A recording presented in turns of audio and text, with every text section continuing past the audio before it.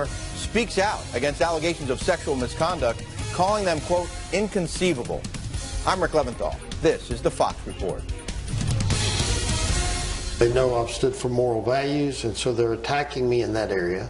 I understand that. But it's also part of a scheme of political parties today and political candidates in both parties, quite frankly, to degrade your opponent, to take him down so that you appear to go up. It's inconceivable to think that somebody would wait 40 years because they were embarrassed or ashamed of something, and then less than 30 days before the general election come out and make allegations and then appear on a political advertisement when they've waited 40 years not to be embarrassed.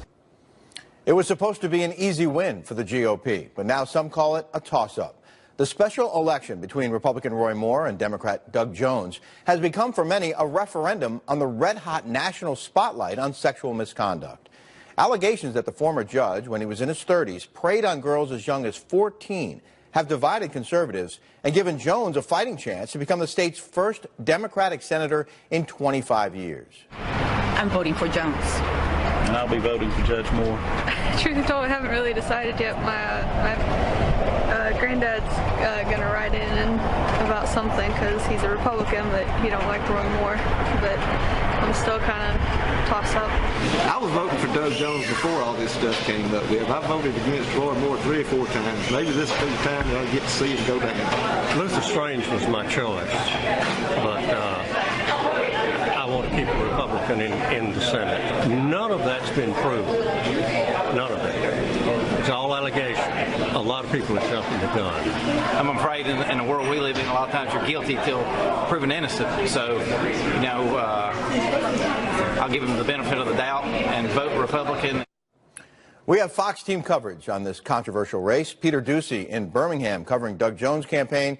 But we begin with Jonathan Seri, who is covering Roy Moore's camp in Montgomery. Jonathan, Alabama voters are about to receive a robocall from the president. Yeah, they are indeed. The president's robocall is scheduled to go out tomorrow, the day before the election. And the president's message is clear. He wants to keep this Alabama Senate seat under Republican control. Listen. Roy Moore is the guy we need to pass our Make America Great Again agenda. Roy is a conservative who helped me steer this country back on track after 8 years of the Obama disaster. But not all Republicans are on board. Speaking on CNN, Alabama Senator Richard Shelby talked about his decision to vote for a Republican write-in candidate because of all the allegations surrounding Roy Moore. Do you believe these 2 Alabama women? I think the women are believable. I have no reason not to believe them, just like the Attorney General Sessions said he had no reason or something not to believe the women. They were credible. But, you know, I wasn't there. I don't know what happened. But there's a lot of stories there. There's a lot of smoke. Got to be some fire somewhere. So Shelby says he has cast a write-in vote for a Republican, although he has yet to reveal the name of the person he voted for, Rick. And we're going to have more on Senator Shelby's comments later this hour. Jonathan, what do we know about the strategy for Moore as he goes into this final day of campaigning? Yeah, final day of campaigning. Roy Moore has scheduled a rally in the southern portion of the state. He's scheduled to appear with Steve Bannon, who has been an early supporter of Roy Moore from the very early days of his campaign. The former White House chief strategist made national headlines at an Alabama rally last week when he lashed out against establishment Republicans who opposed Moore's candidacy. The campaign is also reminding voters of Moore's support for President Trump, who remains very popular in the state and who easily carried Alabama in the 2016 election. It's ground zero for President Donald Trump. If they can beat him, they can beat his agenda, because Judge Moore stands with Donald Trump and his agenda. And this weekend, the Moore campaign has been running ads targeting social conservatives, touching on those hot-button social issues such as guns and abortion. Rick? They were trailing in the polls for a while there, Jonathan, but it seems like they've tightened things up, maybe even leading now in some polls. Yeah, when you look at the Real Clear Politics average of polls, you see Moore just slightly ahead, still too close for comfort for either candidate, and so you can bet that both are going to be actively campaigning for much of the day tomorrow. Absolutely, and as you speak, Doug Jones working around the clock to energize his Democratic base, telling supporters that the world is watching Alabama right now. We are in the home stretch, folks. We are here because this race is not about me. It is not about Roy Moore. It is about you. Amen. It is about every one of you and your sons and your daughters and your grandchildren. Don't let anyone tell you this is an election of choices to what Alabama wants to be. It is not that. We know who we are, Alabama. Yeah. We know who we are. This is an election to tell the world who we are and what we stand for. Peter Doocy is live in Birmingham. Peter, tell us more about Jones' message to voters today.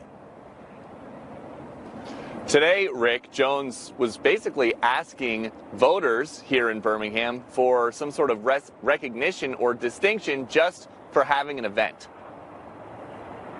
Doug Jones is out here with supporters and people and the media talking. What kind of senator hides from his constituencies when he's running for office? What kind of public servant hides and goes only into enclaves and doesn't address the media? I'm going to be as accessible after this election as I am now.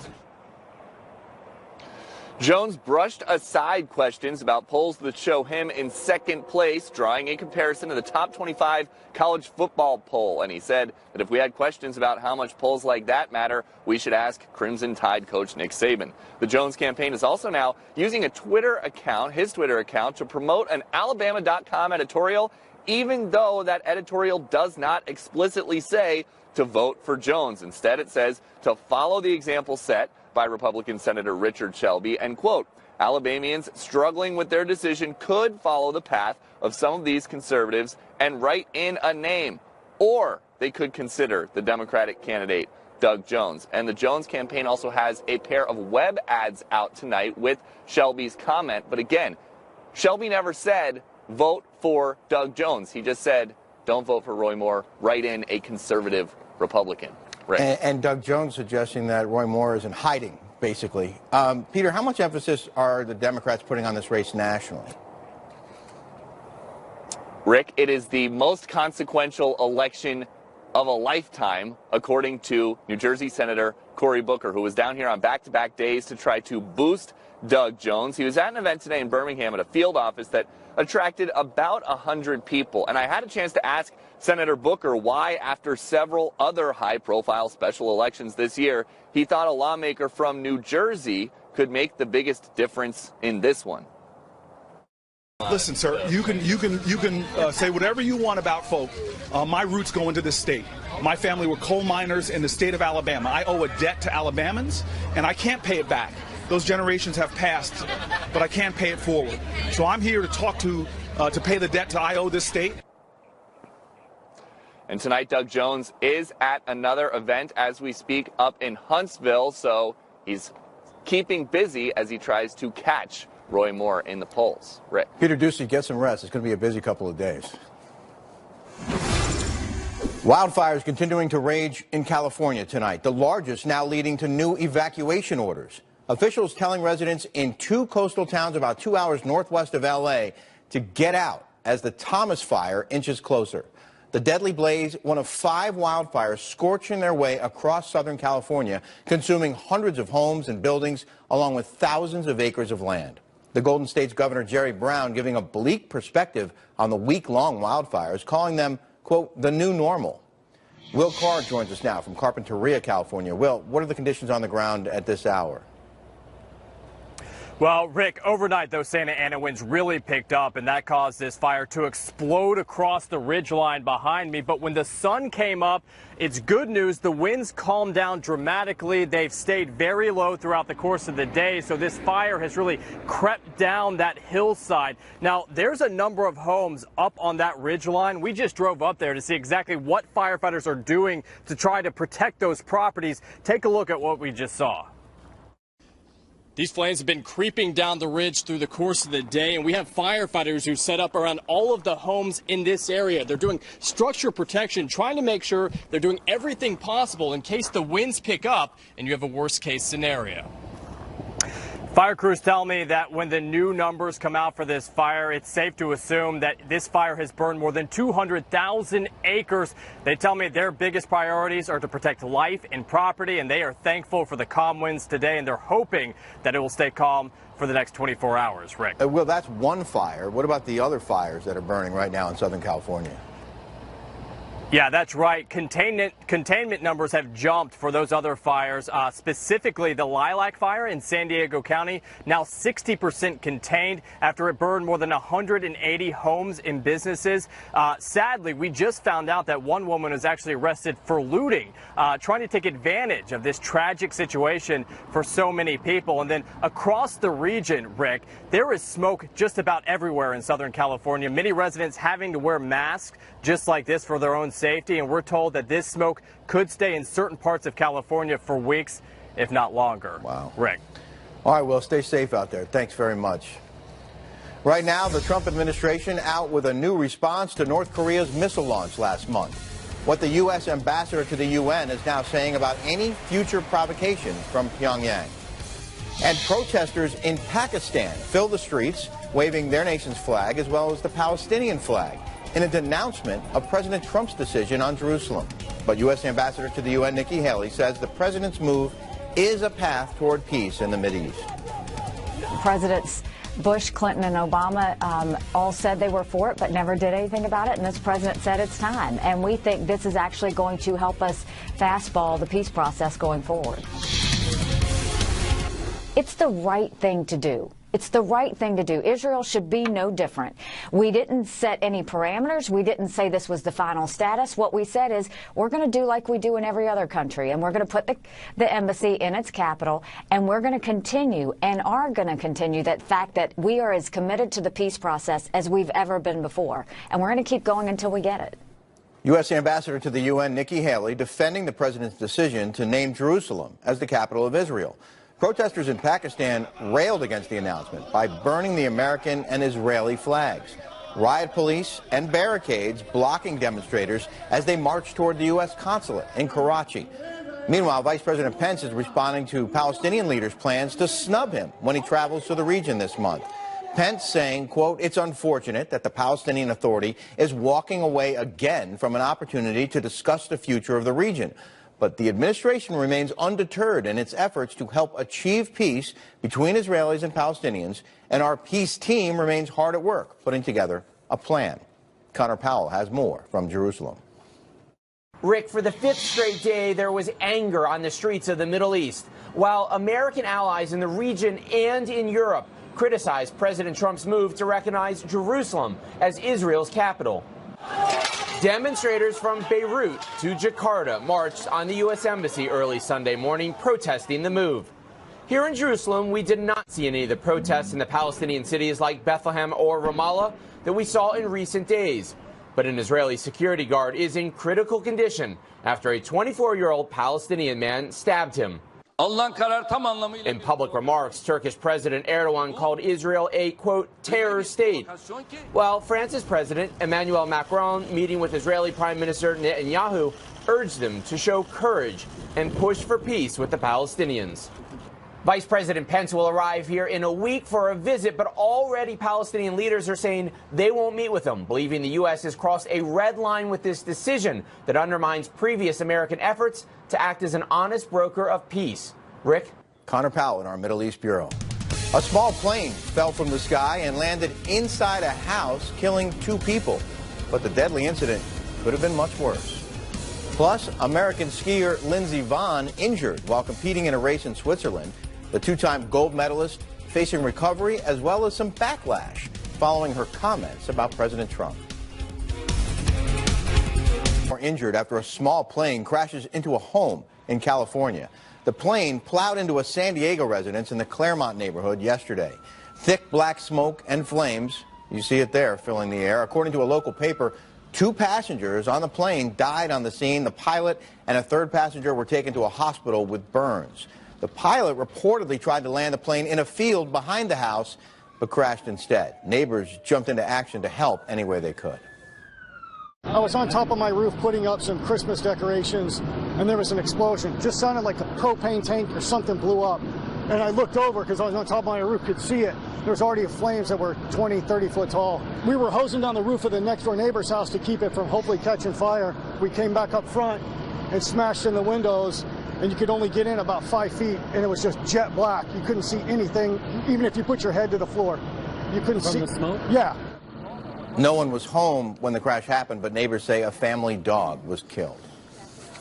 American skiing star Lindsey Vonn withdrawing from Sunday's events at the World Cup in Switzerland after suffering a back injury in a race the day before.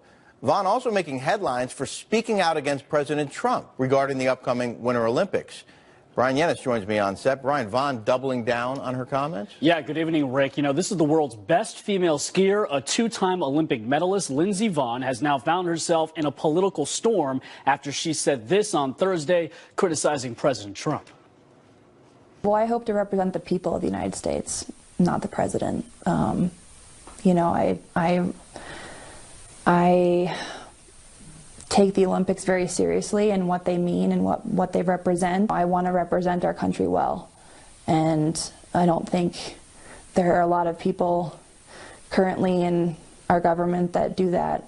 She also said she would absolutely not go to the White House if she were invited. Now, Vonn is not backing down, telling reporters she was asked for her opinion, and she gave it. She acknowledged it's not necessarily her place, quote, to be sticking my nose in politics, but as an athlete, I do have a voice. She also cited NFL QB Colin Kaepernick as an example of an athlete that used his voice to make a positive impact. Vonn says she hopes her message has a positive impact as well, Rick. But a lot of folks on Twitter and social media were saying karma was at play here, that she said what she said about the president, and then she had this accident. It is a brutal place out there right now on social media, and obviously particularly in this toxic political atmosphere that we're dealing with. And so she was injured yesterday while she was skiing in Switzerland. Her back seized up. She has a spinal joint back injury. She was unable to take part in today's World Cup, which was canceled anyway because of the weather. Still, the injury sparked an avalanche of nasty tweets and venom toward her on social media, from people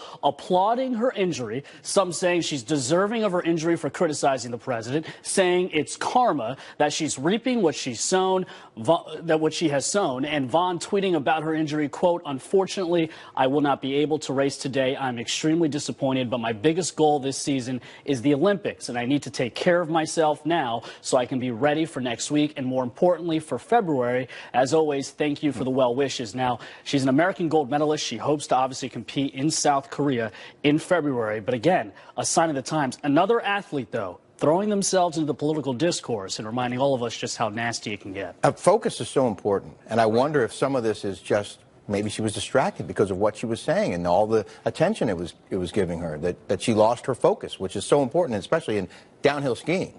Right. It's a fine line also in terms of positive impact. It's one thing to bring something up, but how you go about it, it's a fine line. I think Colin Kaepernick, and now you have her. I wonder if athletes are now going to say, you know what, maybe not. Maybe not politics. Maybe I should just put my money somewhere, but I doubt I doubt that, but thank you, Brian, very much.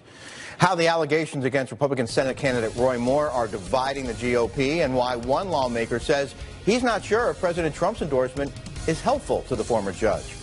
Plus, after a week of rapid-fire resignations, how lawmakers are looking to reform the way Congress deals with sexual harassment. The priority needs to be on the victims and fundamentally changing the system so that the victims feel they have a process that works for them and advocates for them.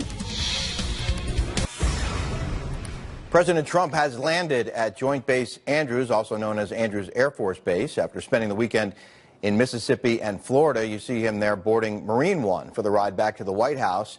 The president held a rally down in Pensacola where he went all in for the embattled Senate candidate Roy Moore in neighboring Alabama's Tuesday special election. He also helped dedicate the new Civil Rights Museum in Jackson, Mississippi over the weekend. President Trump on Marine One heading back to the White House tonight. Congress reeling from 3 resignations in 3 days, and it could be just the tip of the iceberg as lawmakers find themselves in the middle of a nationwide referendum on sexual harassment, and the push for reform is picking up momentum.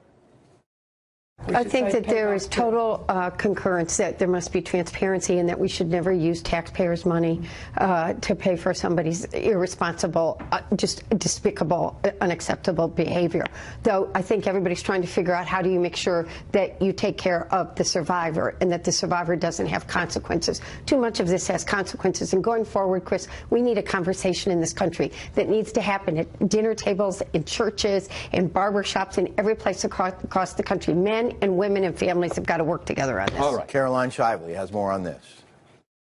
Rick, 2 Democrats and a Republican quit Congress last week because of sexual harassment scandals. Even more are under investigation by congressional committees. And 2 female legislators from both sides of the aisle tell Fox it's not over yet. Here's Democrat Debbie Dingell and Republican Barbara Comstock talking to Chris Wallace.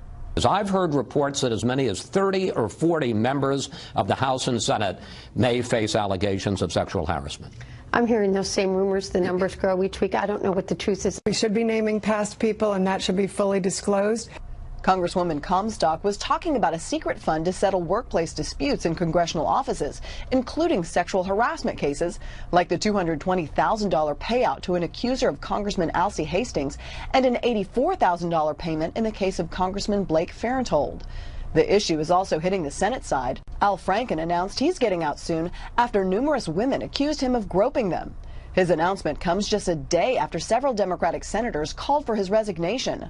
Former House Speaker Newt Gingrich says Franken getting pushed out by Democrats is an overreaction by the left.